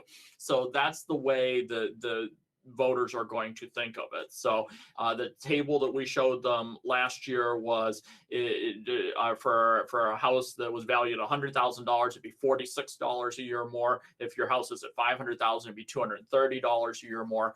And so that's exactly where they're going to think about it. Your point about the 2 bond, and if we split it, yeah, effectively, the cost to them means that their taxes aren't going to necessarily go up or down. They're just going to continue at that same rate. So effectively, the cost will feel like it's nothing if we just continue at the same rate that we're on right now. So to say that might be more palatable to donors or to residents would be an understatement. It's definitely seems to be more palatable. More of these millage elections pass when they are a continuation of an existing level versus when they're increasing the level that people are being asked to pay.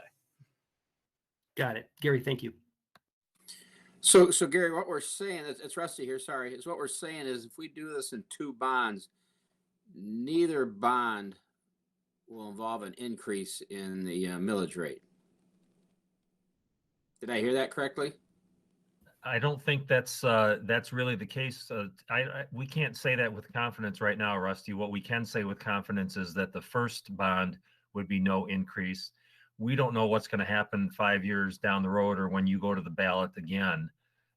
It depends on a lot of factors, including what's happened with the economy, what happened with property values. So that is not certain at this point. Would it be fairly minimal? I mean, some of that's dependent also on how the bond sale is structured. I'd rather have some financial advisor opinion on that before, rather than speculating too much. Okay. Mark, didn't I see some places, this is Kurt, that the next millage would ask for a 0.5 mil increase? Was that written in some of the documents someplace? When we surveyed last year, we were projecting an increase based on the survey all going at one question. I don't know that I've seen anything that says a half a mil anywhere in this. Okay, I must have imagined it or something, because I thought there was no mill increase now for this first $80-90 million deal, but that in 2025, when we go back, we're going to have to ask for an increase to build the last 3 schools. I didn't see that unless, Bob, was there something in one of the slides to that effect? There was a earlier version back in December where we said that, there could be an increase for that second bond. But that was before you had any conversation with financial advisors. Okay. So, hey, this is Bo. So, hey, Mark, correct me here, but last year, wasn't it, we were looking at the first column, and wasn't the price tag on that, was it like 0.92 or 0.93 of a mil if we would have done it last year? It was less than a mil. It was less than a mil, and the price tag was 155 million that we surveyed. Yeah. Yeah. Okay. Yeah. I think it was 0.9, wasn't it, Gary? You may have that survey in front of you. Yeah, the survey question, we used an increase of 0.92 mils. Okay.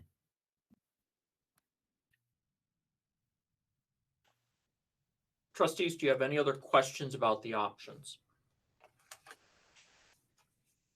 and it's Rusty here. What would our mill increase be if we did it all at once? Have we got that information? I mean, when I look at the guiding principles, we talk about equity, and that second set is not guaranteed. So, I would want some type of guarantee. Now, if we could know there wasn't going to be an increase in the second one, that sounds like a pretty strong guarantee.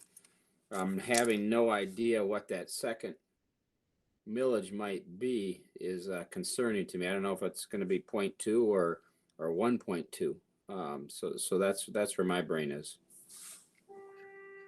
Yeah, Rusty, if we would have to ask our financial advisor to run some numbers based on some assumptions, just like when we build our annual budgets, you're projecting out at a certain rate of growth in your property values. And that would, obviously we could ask them to do that to get a close, better idea. We did not ask to run those numbers right now. We don't have that information.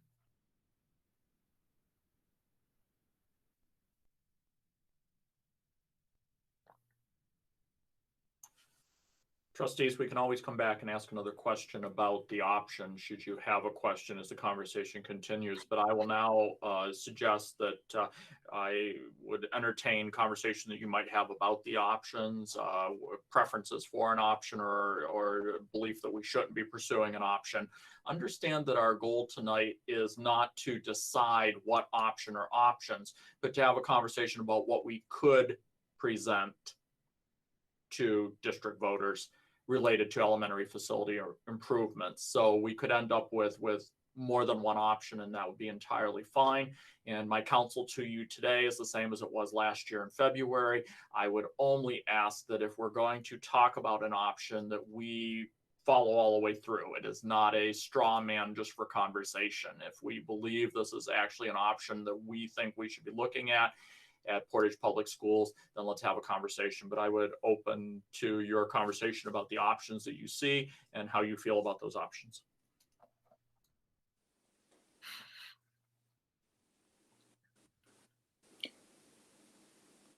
I have no problem with path 2 and the breaking up of the 2 parts, as long as there's a guarantee, just like Rusty said, that those other schools are going to get their due.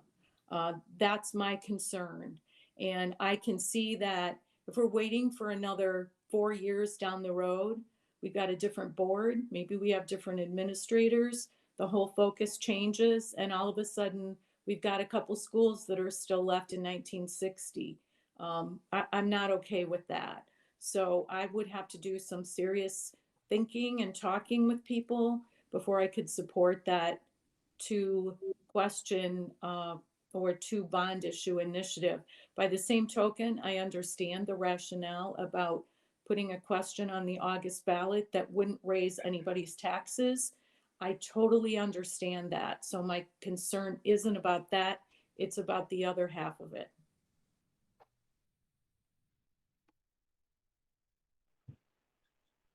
Yeah, this is Keith, and I think there are, I fully agree with that. I think now is the opportunity to take care of the remaining parts of this. So that's important to me. The other part that is important to me is I do like doing everything we can to maintain Central in its current location.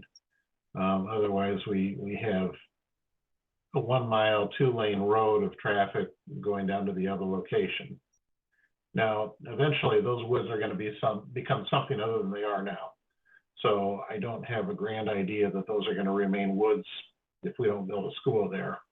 But I do think there are advantages to keeping Central in the location where it is now.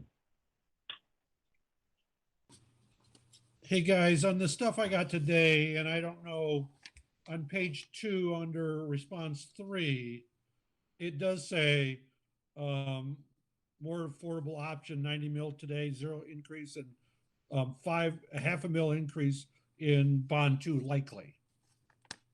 Whoever did that stuff today. I think it came from, and it's Gary's comments on page 3 for another survey or whatever. So it's on page 2 where we do quote a potentially half mil increase for bond 2. I don't know if that's correct or not, but somebody put it in there under the elementary facilities.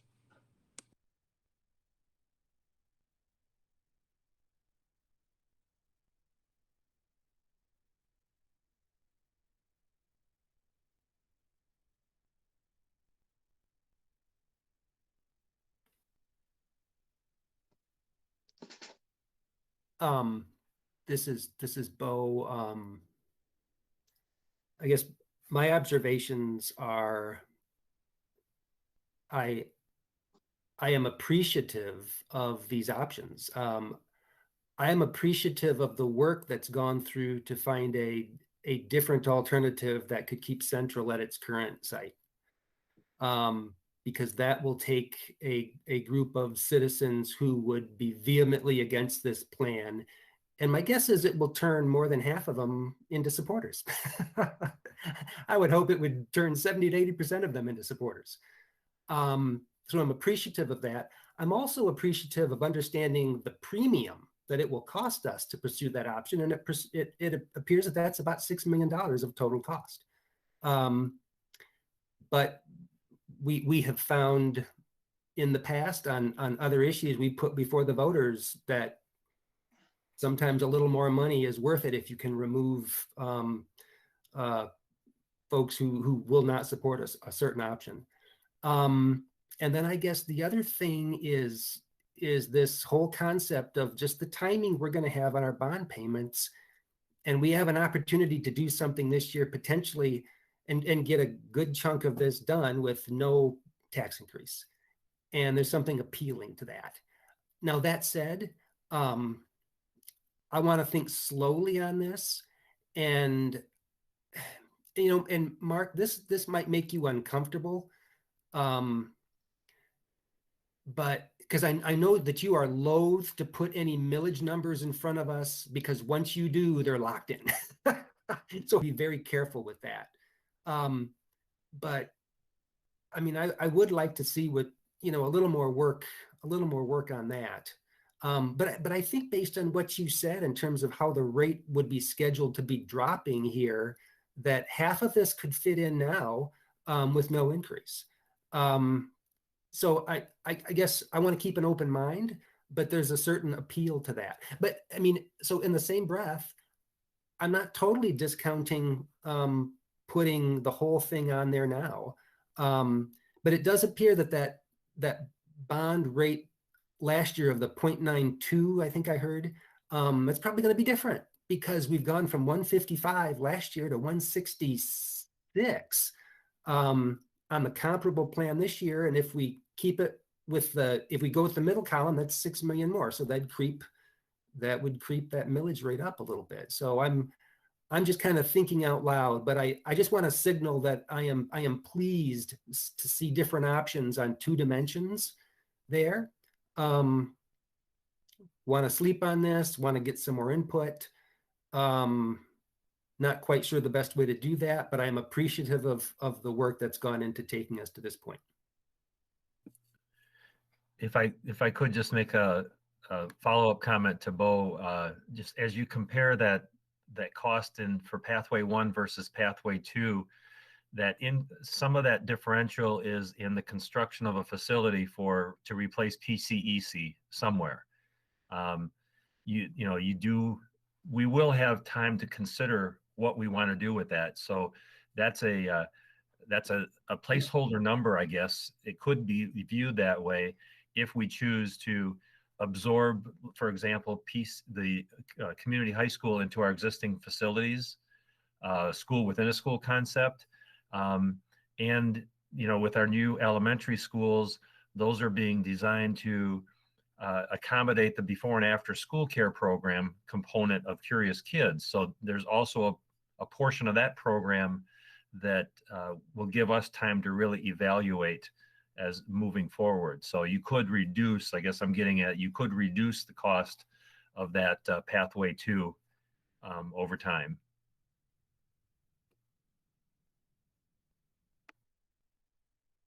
I support removing path 1 as one of the options we continue to look at. I think the community spoke. Their concerns about that option are real. And I don't see that as a viable option that would get community support.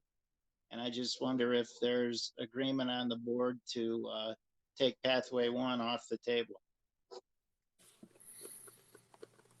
Randy, it's Rusty. I would agree with that. And it doesn't sound like renovation's an option. So I think the biggest question we've got before us is, do we want to do 1 or 2 bonds? And we don't have the information on that to make an educated decision. But I think we've made a lot of progress on what path we want to take. I agree with you, Randy, and I agree with the addition that Rusty made to get rid of also the renovation plan. That would streamline our thinking quite a bit to just focus on number 2, if that's consensus. I would agree regretfully. I thought the Southwestnage possibility was a really good option. But I understand that it's not broadly supported, and if it can't be supported, it can't happen. So I would support your idea of removing it. And keep in mind, as Mark indicated, things could change. But right now we're talking 3.6% over the other option. And so when you get down to the millage rates and everything, and how much more it might be, $7 more for somebody. As Gary said, people look more at the how much is it going to cost me, not the price tag. Now, $6 million is a lot of money, but if we're doing the right thing, and it might not be 6 million, so it makes a lot of sense to me. You guys know I like to sleep on things, but if you give me a shot of sodium pentothal, Yeah, I'm looking at that middle column. So I'm with you. I'm looking at that middle column, and this concept of having something on the ballot with no tax increase is really appealing. So yeah.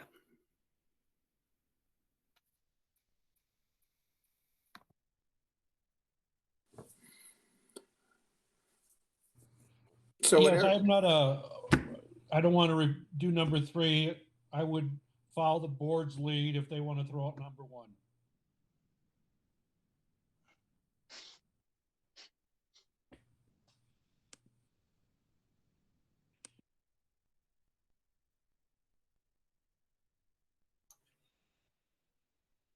Celeste, I never really want to call somebody out, but I just want to make sure you had an opportunity to weigh in on this.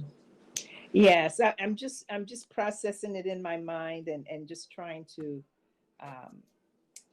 I'm listening to all the comments, and I'm just listening here, trying to get a good feel.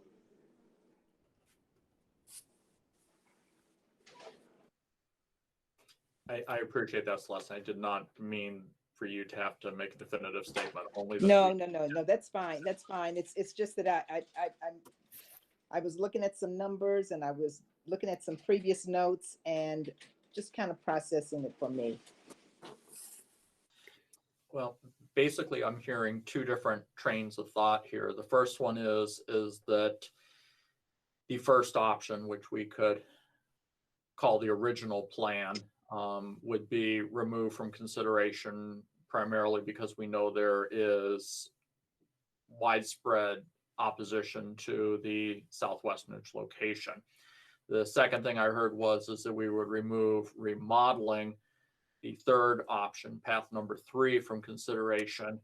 I'm not sure the reasons were articulated completely in this most recent conversation, but that's the 2 things I heard, which leaves option path number 2, the one that we're calling revised. I would ask, is there any board member who feels strongly that we should keep either path 1 or path 3, or can we have a more in-depth conversation about path 2?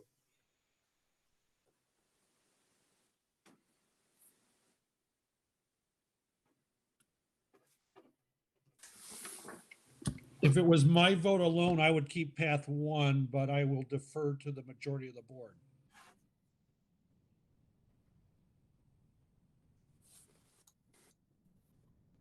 well, regarding path 1, sometimes what's best for the community, if it reduces its ability to pass it, then nothing happens, and that's not what's best for the community. So, you know, we do have to figure out how we can maximize what we're doing, but maximize getting out the vote, the yes vote, if that's what we want. And I think removing central, keeping it on its own location reduces a lot of risk of this not passing. And Rusty, the case in point is the stadium replacement. When we went with the inexpensive option to replace one with one, it failed. And when we listened to the people and had 2 separate ones, it was popular and it passed resoundingly. So yeah, I'm on board. I mean, my eyes go to that second option, and I think that's where we ought to look. But I mean, I'm sympathetic to Kurt's point, and I think, we let number 1 hang out there, and if we go down a path with number 2 and run into problems, we can jump back and look at number 1. But I think my preference would be the number 2.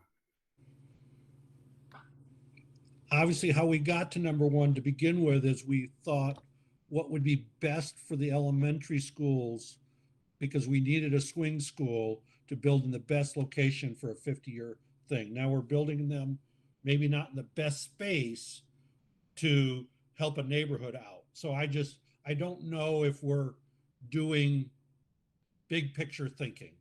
But again, I'm not going to muddy this up. If the board wants to go only strictly number 2, I understand that. So we're building them maybe not necessarily in the best place, but at least I'm confident. I'm more confident we will be building them. So that and I guess that's the crux of it.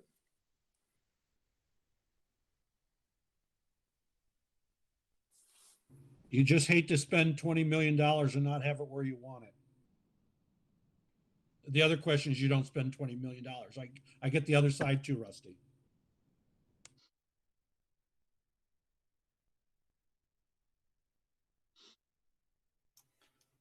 If there isn't any further discussion about paths 1 and paths 3, and we put that aside, there has been some discussion about the single bond versus 2 bond presentation of path number 2, the revised path. I'd be interested in your thoughts, board members, as you think about that, whether or not this is a do it once or do it in 2 bonds and somehow have a guarantee that the other schools aren't left behind. Where is your thinking there in the path 2 space in terms of 1 bond, 2 bond election? I think we need to have some more information about this. We need to have some time to process it. I'm not saying extended time because I know we have to make a decision quickly about August, but I need some better guarantees that there will be equity in the end. And I want to know how we can make that happen. So I don't think we can do that tonight.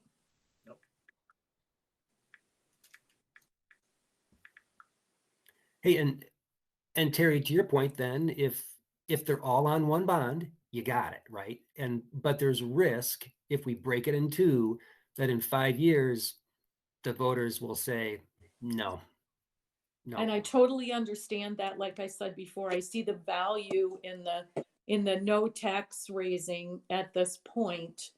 I guess I'm looking for buy-in from all the board members that are here. I'm looking for buy-in from admin to say we're not going to change this plan in 4 years. And we just have to get out there and sell the heck out of it when the time comes. But I think we just need to think about this a little bit more about how our approach would play out.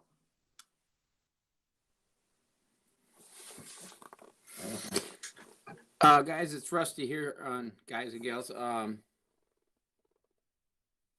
guess, we just need to know the cost in 4 years, are we just kicking the can down the road? And I don't know if anybody here understands how all this bonding works and timing, please speak, but it's really confusing sometimes. But my bottom line is, what will it cost if we put this on the ballot in August? Everything. And what will it cost in 5 years? A rough guess, some type of estimate. If we kick the can down the road and we go no cost increase now and so much increase. And now the other thing is, what's it going to cost 3 years down the road increase if we don't pass it in August?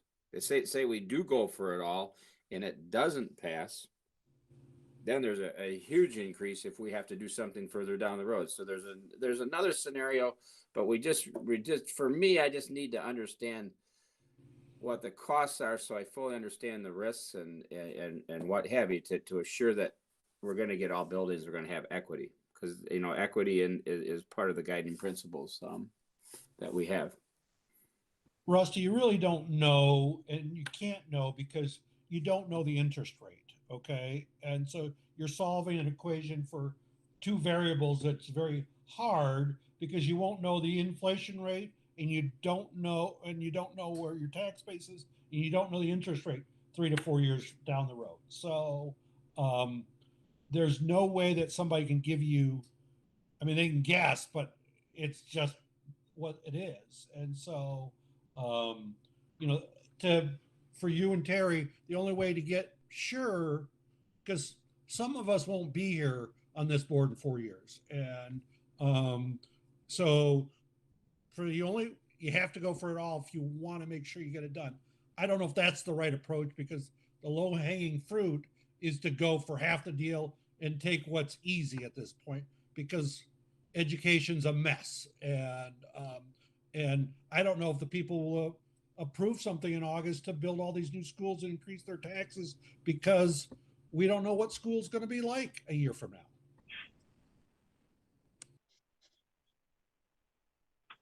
Well, and from the voter standpoint, and this is Keith now, is if we divide it into two groups and my particular neighborhood school is not part of that first group, I may think twice about voting for that.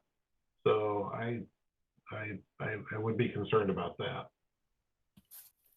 Hey, Keith, this is Bo. I think you make a good point. I mean, I just have to say that I'm really tempted with this split it in half, but I'm not totally sold that is the best option. I mean, I think we really need to sleep on this. I mean, there's lots of pieces to this. What's our time frame, and maybe Mark already said this, for really when do we need to decide this? Well, once Gary gets done processing this piece, we can get into that whenever Gary's ready. Mark, I would say, since we both know the next slide is the things that are upcoming, that why don't you go ahead and put that on the table so the discussion continue productively. Sure. Mike, can you move to the next slide, please? So what's really driving us is this, if we were to have a August 3 election, which is our last opportunity, we would have to certify that ballot language have that turned into to the elections coordinator by Tuesday, May 11th. And that requires the board to adopt a resolution by no later than Monday, May 10th. So that's the drop dead date for that. So obviously, just to review some of the steps, we've begun this discussion around the projects to be completed. I mean, these are all things that our attorneys would need to know to draft the resolution. It sounds like there's definitely some need for more financial information on, wherever you land here this evening. We can have our financial advisor be taking a look at some of the information that's been requested. That kind of gets at discussing with legal counsel and our financial advisors. You have a few board meetings left between now and the end of April. We have just one meeting scheduled for April, 2 in March. So that's, unless you schedule special meetings, you have those 3 meetings. And I think our May meeting may be on the 10th as well. So that gives you 4 meetings without scheduling special meetings to determine what it is what additional information you need from administration. And if you go down the route of having a survey conducted, as you know, we did our survey last year in mid-March. That's something that you're going to have to decide as quickly as possible to give surveyors a time to assemble the survey and get it ready to launch kind of by that same timeline. So there's a little bit to get at your questions there, Keith, of what kind of our pending dates are.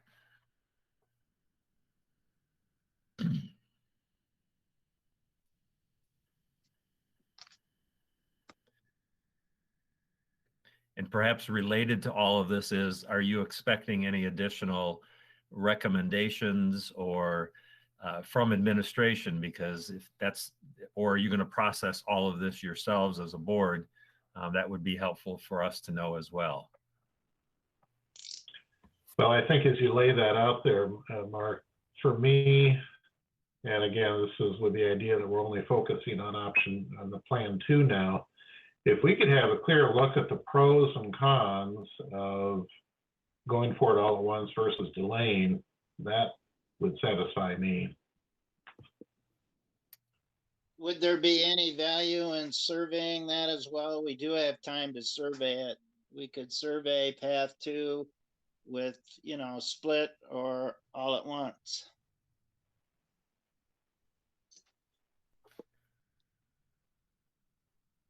Could be. Gary, or do you have any thoughts on that, or anybody? Well, it's Rusty here. I guess when you come to the public and say, do you like Plan 1 or Plan 2? If I was to get the call, my first call would be, boy, we're building, all these 5 school buildings. What's the cost of Plan A and what's the cost of Plan B? Where and when? I mean, that would be right the number one question that I think the surveyors would want to know, or the surveyees would want to know. So, and that's kind of what we're asking.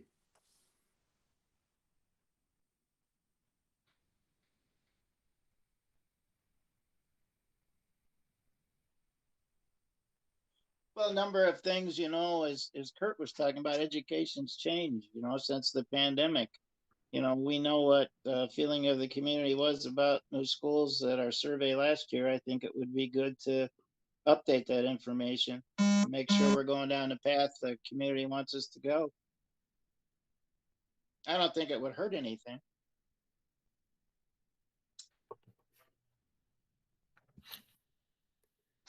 Yeah, Randy, I mean, I would, of course I need to sleep on this, but I would tentatively support doing a survey.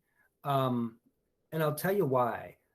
Sometimes I get my brain tied up like a pretzel around choices like this, when if you just survey the community, you get like a 65-35 split on it, and it's a no-brainer. And sometimes my brain doesn't see that. And I'd like to have a better handle on that. I mean, I would say at least proceeding as if we're going to do a survey, and asking Gary to kind of think through it. And I kind of do trust Gary. If you came back and said, guys, I don't think the juice is worth the squeeze here. I think Gary has the capability of coming back and saying that. But yeah, I think let's think about that survey. And and the other thing, Mark, sometimes I'll just say, hey, Mark, what's your recommendation? and ultimately, I would like you to wait. Even though this is really a kind of a taking the temperature of the community kind of question. If you think one of these options is clearly better, I really want to hear it. And it may be that they're close and there are pros and cons for each. But if you get to the point in your mind where you really think one is better, I respect your opinion, want to hear it. And on top of that, Mo, I think if this does go to a survey, there would need to be a very clear way to articulate what the financial differences would be. So when people are asked their opinion, they can comprehend in a quick survey format what's being asked of them. Gary, this is Celeste. I knew that if I stayed quiet long enough and I listened well and I looked over my previous notes, something would spark, and it did. And that is, I agree that a survey is critical, just to take the temperature of where our voters are thinking at this point. Things have changed in a year. Some thoughts are going to change as well regarding where we go from here.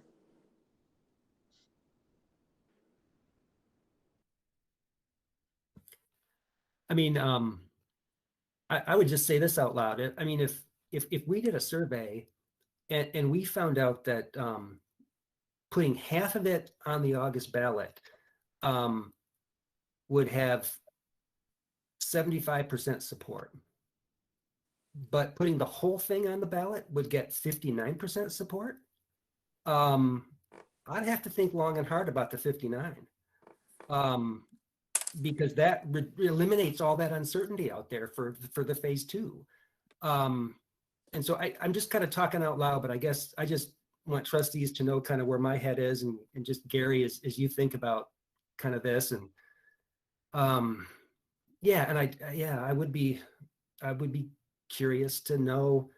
Well, and so on the other hand, if putting half of it on the ballot now got support of 65%, and putting it all on the ballot was at 47, then that makes it clearer too.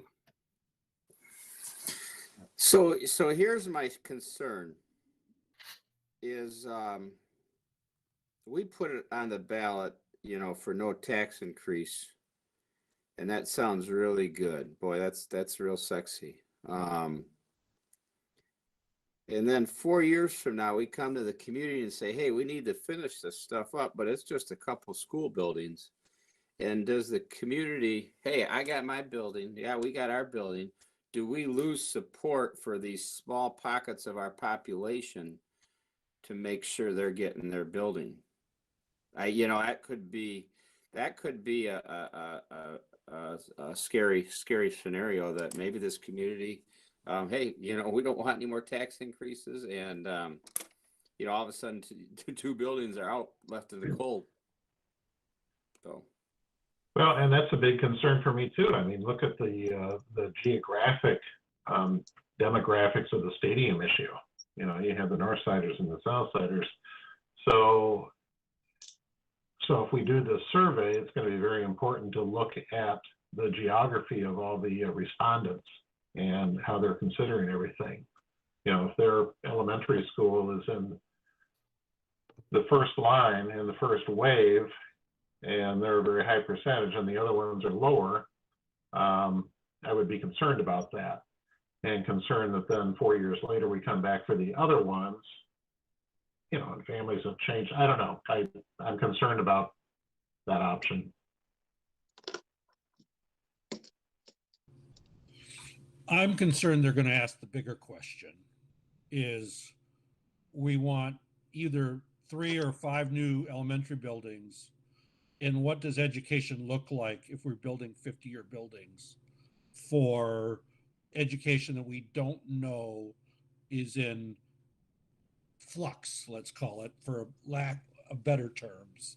And the low-hanging fruit is just to do, hey, we're not going to increase your taxes, we're going to do some buildings. But if they ask the big question, we don't have an answer for that because nobody has an answer for that. So I don't know what you say to that.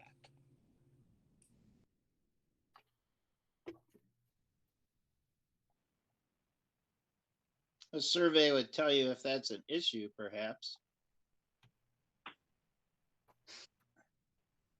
And I guess that always has been the issue, and it always will be an issue of just that uncertainty of what the future holds. And we're going to survey in April, and hopefully it's better in August when we ask them to vote, okay? But if it's not better, we might have negative reports in April because we're still unaware, but by August, maybe it's better, So there's a lot of unknowns, and to ask for the whole thing, it's a risk. So, but the survey might tell you. So Kurt, when you're talking about between now and August, are you talking about the general economic condition of our world?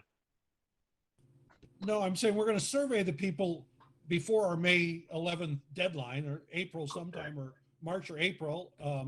But we're not asking them to vote till August. Okay, that's when our election is up. So, hopefully it's better over the summer than it is in the next 6 weeks. And we have a better feeling, but we don't know if that's going to be true or not. Just the time lag between the survey and when we asked them to vote, the world could get a lot better, we hope. Sure. Gotcha.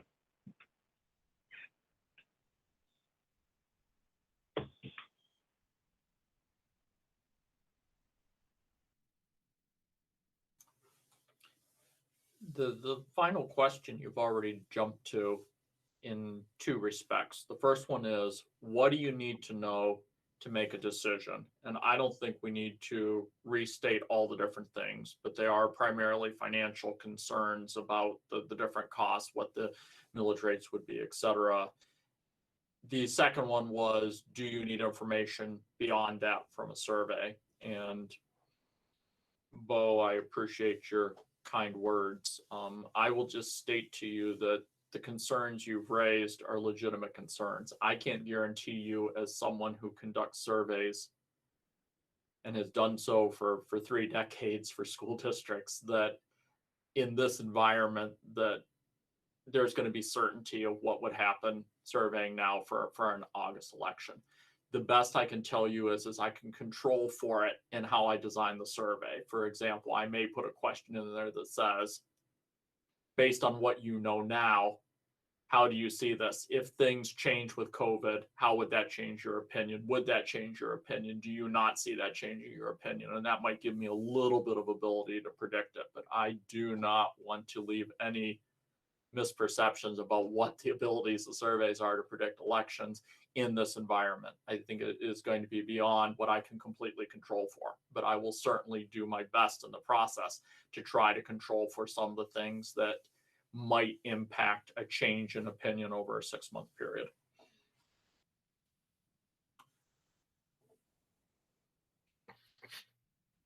Once again, the 2 questions on the table: is there any other information you would like from administration or you would like from a survey?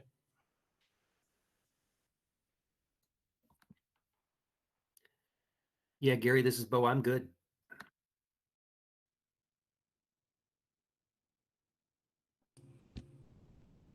We're giving you a hard task, Gary, but thank you for accepting it. Thanks, Gary. I'm good.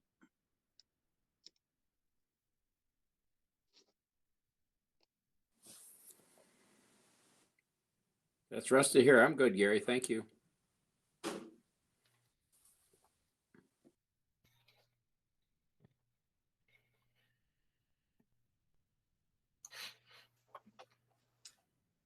If there aren't any other things at this point, I think we clearly have some information gathering to do, and we'll certainly look forward to assisting you in that process and moving forward. I will turn it back over, I guess, to Mark or Randy, whomever is leading things at this point. Thank you all. Well, thank you, Gary, and the board just appreciates all the work that you and Bob and Mark put into this. It was a very good presentation, and it really laid out the options well. We thank you. You're welcome. And with that, I'm going to sign off, and I'm sure I'll be in touch with Mark if additional info is needed to help you in your decision making. Have a good evening. Thanks, Bob. Thanks, Bob. Thanks, Bob. Okay. We'll resume our meeting agenda, and we're at our comments and communications section. Are there any comments by, I don't believe we have any citizen comments. Correct. Comments by board trustees. I just wanted to say, I had to go to the administration building to pick up sign some papers, and I just wanted to say thank you to the administration for the gift recognizing board members, and it was very thoughtful, and I appreciate it. It will be used. Thanks, Celeste. Anyone else? I want to say thanks to you, Randy and Mark, for Gary's facilitating this discussion today. I think it's really important that we move forward on this and we explore all our options, and I'm just happy to have the opportunity to do that. So thank you. And then also, I just want to say thanks to Mark and his team for their handling of the whole thing at Central. I know that it's difficult. Things change every day, including the internet problems. Everybody's doing the best they can, and I personally appreciate that you're working hard to do the best you can. So thank you very much. Thanks, Terry. Anyone else? All righty, it's Rusty. I'll go. Thanks for all the staff and admin for keeping our kids in school. Mark, thanks for keeping the pulse on Central L. We're doing great things, keeping kids engaged and keeping kids safe, keeping kids and staff engaged, and keeping kids. I mean, we're splitting a dichotomy here between keeping kids' social emotional needs and learning needs, and keeping staff safe and staff safe. Sorry. So I just really, truly appreciate everybody's efforts. We're very fortunate to have a great team that keeps all this in consideration. I think by the most part, most of the staff feels pretty safe. Kids are. Yeah, we got some hiccups. I appreciate Dan Vomastic. You know, I'm sure he's up late at night playing whack-a-mole with this internet issue, but I'm sure we'll get there. I also just want to say congratulations to the Portage Northern Forensics team. Pretty special stuff. They won the Spartan Invitation this weekend in Division 2. So, I mean, that's pretty darn cool for a couple reasons. It just shows how diverse our community is and what we do. And it's another sign of a slow return to normalcy.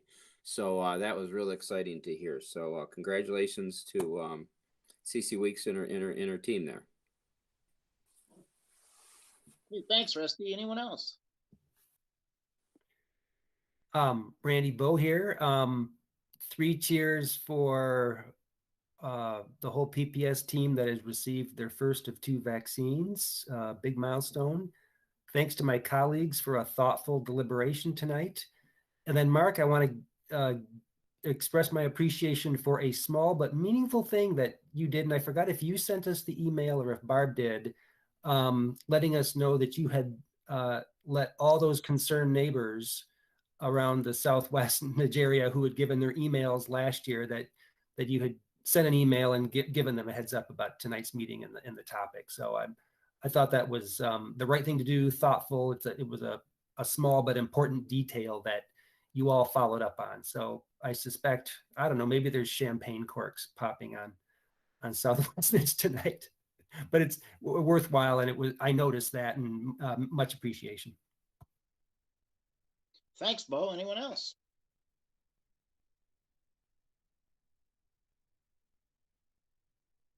Okay, are there any board committee reports? I don't believe so. So we'll move to the consent agenda. There's 2 items on it: approval of meeting minutes from February 8th, 2021, policy governance retreat, and the committee of the whole work session. Secondly, policy revisions, approving proposed policy revisions for bylaws 0143.1, public expression of board members, 0167.5, use of electronic mail and text messages, and 0167.6, use of social media. Are there any exceptions to the consent agenda? Hearing none, it is approved as presented. Our next action item is on page 17 to approve the general fund budget appropriations resolution, the amended budget for 2021. And this information was presented to us at our last meeting. Is there a motion, please? Yes, Mr. Chairman, I'd like to make the motion that the Board of Education approve the general fund budget appropriations resolution 2020-2021 amended budget number 1 as presented. Is there a second, please? Second. Thank you very much. This is a roll call vote, please, Barb. Mr. Kroll, Yes. Mr. Rathburn, Yes. Dr. Shelton Harris, Yes. Mr. Van Antwerp, Yes. Mrs. Navaria, Yes. Mr. Snyder, Yes. Mr. Droppers. Yes. Very good. The general budget fund appropriation resolution passed. Our second action item is to vote for an MASB Board of Directors representative for Region 6. Is there anyone who would like to entertain a motion to nominate Mr. Don Myers? Randy, I'll do that. Randy, I'd like to make a motion that the Board of Education cast its vote for Don Myers to represent MASB Region 6. Thank you, Rusty. Is there a second? I will second that. Thank you very much. This is a roll call vote, please, Barb. Mr. Rathburn, Yes. Dr. Shelton Harris, Yes. Mr. Van Antwerp, Yes. Mrs. Navaria, Yes. Mr. Snyder, Yes. Mr. Droppers, Yes. Mr. Kroll. Yes. Very good, thank you. The motion passes. Our last action item tonight is the National School Breakfast Week proclamation. Is there a motion, please, on page 34?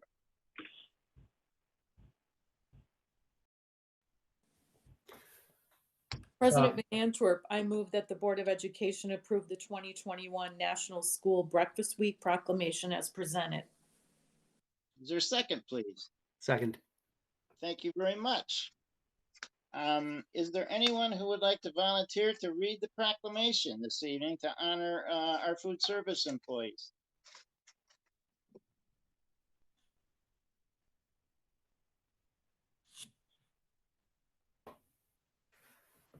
Okay.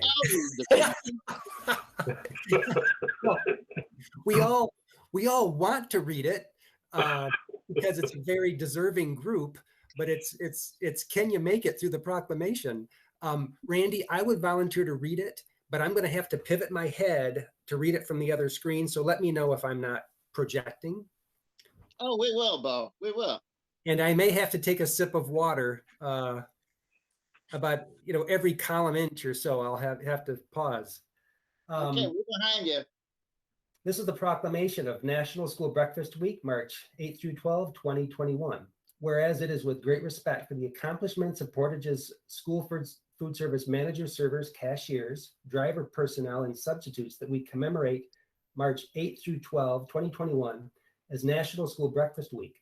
This special observance presents an excellent opportunity to emphasize research outcomes that students who eat breakfast are more alert, have improved memory and problem-solving skills, and perform better on standardized tests. We encourage all citizens to recognize the dedication and skill of our school food service employees. And whereas each day a total of 25 food service employees prepare and serve over 1,250 breakfasts a day. This is in addition to ordering, storing, and expediting each menu item to each location, adhering to food safety, sanitation, and nutritional guidelines, as well as giving each customer the time and consideration to listen, hear, and deliver what they're looking for each day. Fortunately, we have exemplary professionals who've devoted their careers to providing high-quality service to our children and staff. And whereas, on behalf of our young people, it is a pleasure to commend the women and men who accept and meet the challenges of school food service. The observance of School Breakfast Week is a welcome opportunity to thank these patient-caring, skilled public servants. Those involved in this pursuit should be very proud of their contribution to education. Now, therefore, be it resolved by the Board of Education that we proudly commemorate March 8 to 12, 2021 as the National School Breakfast Week, and we commend everyone who has contributed to the successful operation of our breakfast program. By working together, we can make a difference in every student's life. Proclaim this 22nd day of February 2021, Portage Public Schools Board of Education.